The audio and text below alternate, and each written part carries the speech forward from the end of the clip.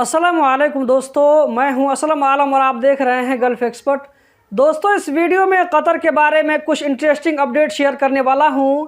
कल कतर में क्या कुछ हुआ, वर्ल्ड कप को लेकर के अभी कतर में क्या चल रहा है, आज की वीडियो में आप लोगों को दिखाने वाला हूं। तो वीडियो के साथ में आखिर तक बने रहें। अगर वीडियो अच्छी लगे तो वीडियो को लाइक करके आगे शेयर करना मत भूलें। आज की वीडियो हम शुरू करते हैं। दोस्तों, अब इस वाली वीडियो में देख सकते हैं कि कतर में सिक्योरिटी का एक आदमी मेक्सिको की एक फीमेल को गतरा पहनने में मदद कर रहा है। गतरा पहनने के बाद में वो काफी खुश नजर आती है और सेल्फी लेने के लिए आगे बढ़ती है। जबकि आप इस वाली वीडियो में कतर के बादशाह शेख तमीम बिन हमद आल सानी को देख सकते हैं, जो कि सऊदी अरब के खेल के मिनिस्टर से मुलाकात कर रहे हैं। उनसे पूछते हैं कि रात कैसी गुजरी और उसके बाद दिल खोलकर हंसते हैं, क्योंकि सऊदी अरब की टीम ने परसों अर्जेंटीना के खिलाफ में एक बड़ी जीत हासिल की थी। दोस्तों, यहाँ पर आप एक फोटो देख सकते हैं जिसमें टॉम ने दरवाजा खोला हुआ है और वो किसी को बता रहा है कि गेट खुला हुआ है जनाब, आप बाहर जा सकते हैं, बाहर का रास्ता यही है। असल में बात यह है कि डेनमार्क ने धमकी दिया है कि अगर रंग बिरंगों वाले कपड़े,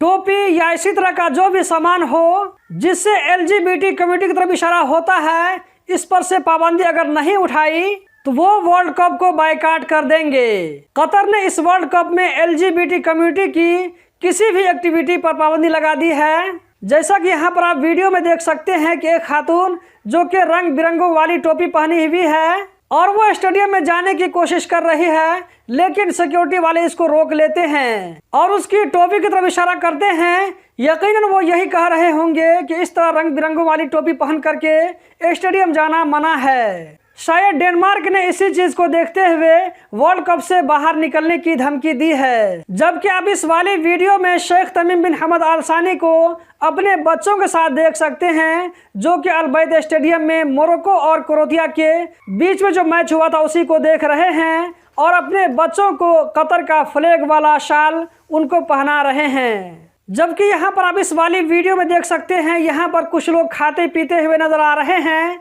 और टेबल के नीचे में यहाँ पर आप लोग एक बैग रखा हुआ नजर आया होगा। ये एक सऊदी का बैग है जो कि भूल कर चला गया था।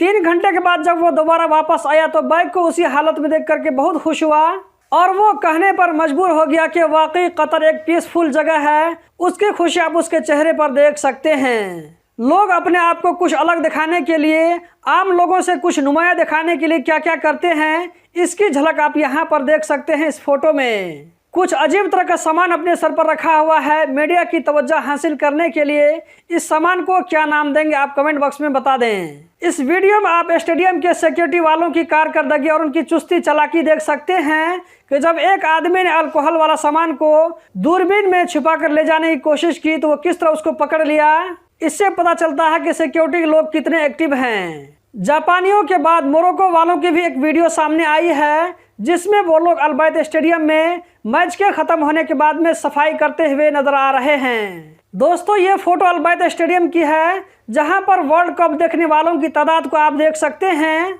सबसे ऊपर में आप देख सकते हैं जहां पर अटेंडेंस लिखा हुआ है 59,407। मतलब कि इस स्टेडियम में इतने लोग मौजूद हैं जो कि वर्ल्ड कप का एंजॉय कर रहे हैं। इस वाली फोटो में आप जापान के लोगों को देख सकते हैं जो कि कतर को थैंक यू बोल रहे हैं इतने बड़े इवेंट को होस्ट करने के लिए। तो दोस्तों, यही थी आज की वीडियो। उम्मीद करता हूँ ज़रूर पसंद आई होगी। इस वीडियो को लाइक करके आगे शेयर करना मत भूलें। वीडियो देखने का बहुत बहुत शुक्रिया।